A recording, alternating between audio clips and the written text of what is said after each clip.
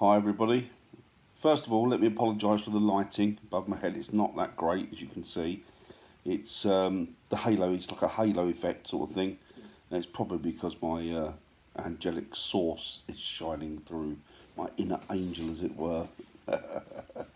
Right. So I want to talk about. How do I start with this one? I want to talk about vans, and in particular, my vans. I've not had the best track record with vans. In fact, I'm sort of going back to square one now. And the reason I've not had the best track record is my first camper suffered with lots and lots of electrical problems. And it was at a point where I didn't know which way to turn. I'd sort of worked with it and worked through it for months and months and months. And this is one of the reasons I never really got it on the road, purely and simply because I couldn't trust it. I didn't have any faith in it. And it turned out to be right, really, because even though had various auto electricians come round to look at it and peruse it, they went through the whole thing with a fine tooth comb, and they couldn't find any charge loss there, or energy loss, power source loss, and they didn't know where it was coming from. There was a loss, but they didn't know where it was coming from. So they'd gone through the whole van, and first of all, I had the AA out because I thought it was just something that maybe, I don't know, something I was doing or something that was an easy fix, or even if I could just get some advice from the AA on how to put it right, that would be a starting block, and then I could get everything done and go on from there. But it never sort of materialised like that. It never really worked out like that. And what happened was that in the end, after spending a fortune on Kes, which was my first van, which is the Movano, I had to move her on. It was ridiculous. It had cost me more, and I'm not exaggerating, it probably cost me more chasing problems with the electrics and everything else on that van than what I paid for it. Ridiculous. I should have really got out sooner, but I didn't because I love the van, and I wanted to hopefully find this miracle answer to what the problem was and then rectify it. So then I changed her, obviously, as you know, guys. I changed her to the T4 that I've got, the VW T4. And the T4 went in the other week, and I just wanted some work on it, and it cost me nearly 1,200 quid. I'm not rich, not by any stretch of the imagination. And it's really money that I could ill afford. But I love the T4, and I thought, you know what, the work needs doing. I knew that it needed some work doing to it. I just didn't know that it needed that much work doing to it. So I took it in, got the work done, and then it was great. No problem at all. Everything was going swimmingly. And then I noticed on the dashboard there was a light coming on, which was the glow plug light. And Hazel was driving at the time, and I said to Hazel, "Did you allow the glow plug to warm up before you actually turned the ignition over?" And she said, "I don't think so." I said, "Well, hopefully that's the problem. It's probably just that you should have let it warm up and you didn't." So we're driving along and we turned it off. I said, "Right, let's find somewhere to pull over, turn it off, leave it for a couple of minutes, and then turn the ignition key, don't turn it over, let the glow plug light go out, let all the dash lights go out, and then turn it over completely, get the engine ticking." And we did, and the glow plug light didn't come on. Well, at least not for 3 or 4 minutes. And then when we were driving down the road again, she said it's back, it's come back on again. So, here we go. But I had noticed actually prior to that we were parked up and we were in the back of the van, and the kids had put the lights on because it was overcast and it had been raining and it was dark, obviously. And the kids had put the lights on in the back, and they started to dim. The lights were dimming, and I thought, that's unusual. I don't know what that's all about. So then we tried the different circuits and the lights, and then they started going out, then coming back on, then going out, then coming back on. Oh bugger! What now? Anyway, it was after that we noticed the same day that we noticed the glow plug light coming on. So I thought, okay, I'm going to have to. I can't run it with the glow plug light on because I don't know if it's a big problem that's going to cost me a lot more to have done the longer I wait. So I took it in, and the guy had a look at it, said that he'd sorted it. I think to all intents and purposes he thought he'd sorted it. Came away, no problem. Used it for a few days. Put the lights on in the van again. I noticed it was something that was happening every time we were using the lights in the back of the van. So just after we'd used the lights.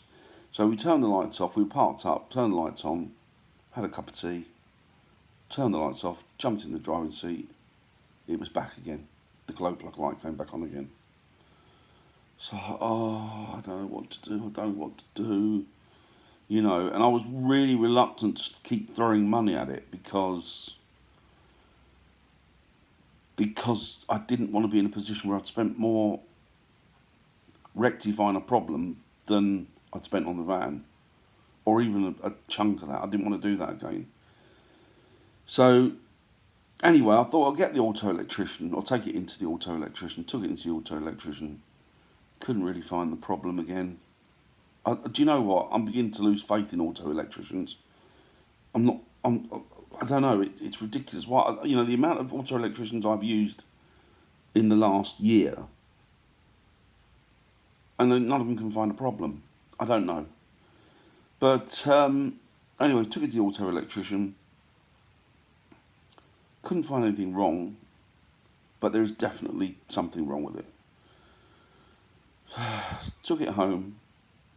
It kept going on. Thought I'd take it in the garage.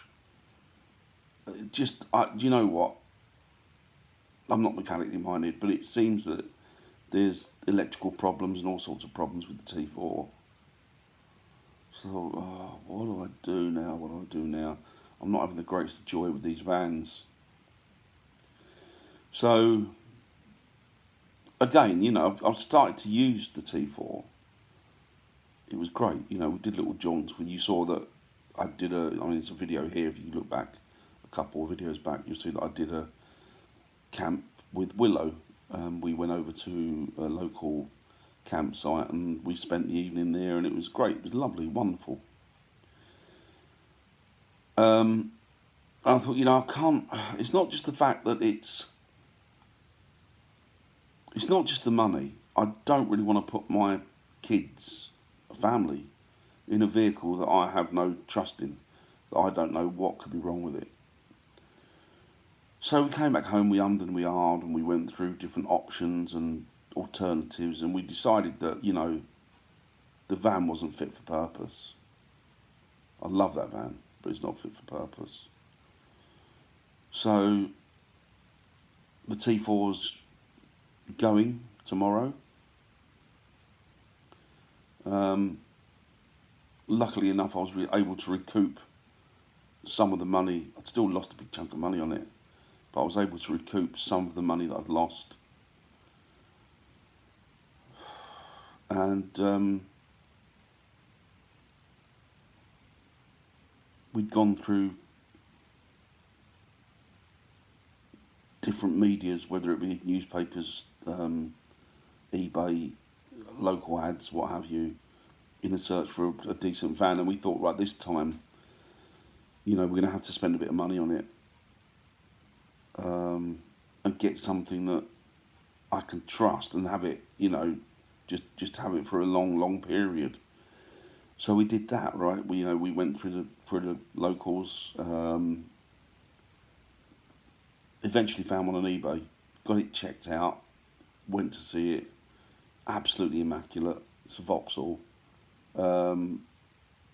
Just beautiful, perfect. The guy who I'd bought it off of is an aircraft engineer.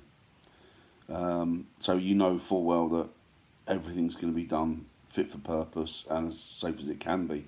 And of course, he had his family in it. So again, chap's not going to build something that's going to be dodgy when he's got his family in it, especially not when he's as well sort of trained and versed in engineering as a aeronautical engineer would be. He's a very nice chap. It's got a full service history and everything with it. There's nothing untoward with it. Touchwood doesn't seem to be. And yeah, got a mechanic to come with me, check it all out. Great. Touchwood, A1, not a problem. A much newer van than the last two that I had. I think it's not brand new, but it's sort of 2011, I think, which is, what's that? At least sort of 7 years on Kes, which was the newest van that I'd had to that point. Not that brand new vans or more expense guarantees that you're not going to have problems. Of course it doesn't. But I felt that with my track record, it would be the best route for me to take. I mean, I've had cars over the years that have been ancient, and they fared better than some of the cars that when I first started getting cars. Some of those 300, 400, 500 quid cars that I bought initially as a kid turned out to be better cars than some of the really expensive ones that I bought as I got older. Well, not overly expensive, but you know what I mean, some of the better quality cars. So, there's no guarantee with anything, really, especially with vehicles and stuff. So, but, I've gone to the point where I can be as sure as I can be, So, hopefully, this one's going to work out. It's a lot bigger than a T4. That was posing a problem as well. Not so much for me, but because initially when I bought it, nobody really had any interest in campers in the family. I mean, the kids wanted to go out here and there for the day, but Hazel really had no interest whatsoever. And then eventually, she kind of got bit by the bug when we went out in the VW, and she thought, we could sit in places that were in relative coziness, maybe a bit too cozy at times, because with 4 of you in there cooking and doing all sorts of things, there's very, very little room to shuffle about, and shuffle we did. So, yeah, she was very, very positive about getting a bigger vehicle, so that maybe we could all utilise it. And at the very least, even if she didn't go camping in it, the opportunity's there to travel in comfort. So that's what we did. So it's a high top, long wheelbase. And that's where I am at the minute. And no, I'm not changing the channel name again. It's still going to be Tales from the VW. I'm not going down that route of buggering about with channel name changes. I might do to sort of say a bit of grace is I might take the signs off of the Vauxhall signs off the van and just stick VW signs on it. I don't think that'll work somehow. So that's where we are at the minute. So yeah, the proof is in the eating of the pudding, and so we'll see when we get it. But I'm not going to tell you too much about it because you'll see it when I pick it up this weekend, which I'm quite excited about. See, again, it's sort of it's joy, but tainted with sadness, because I really do love the T4. I've got to love that T4. I love Kes. I love the Movano, and I don't know, a bit peed off. But you know what? I don't stay peed off for long, because what can you do? And there's no point in worrying about stuff that you can't change. So just move forward with it, really. But I'll tell you one thing: if this van goes up the wall, I'm going to get a bloody car, a long, like I don't know, an estate or a Berlingo, and just use that. I don't know. But hopefully, all things being equal, it should work out fine on this one. So that's where I am at the minute. I just thought I'd update you on the situation, and that's why I've not been able to venture that far. it's not because I don't want to. It's because I didn't have trust in my vehicles. But hopefully that is all going to change now. So I'll speak to you all later, guys. Speak to you soon. Bye now.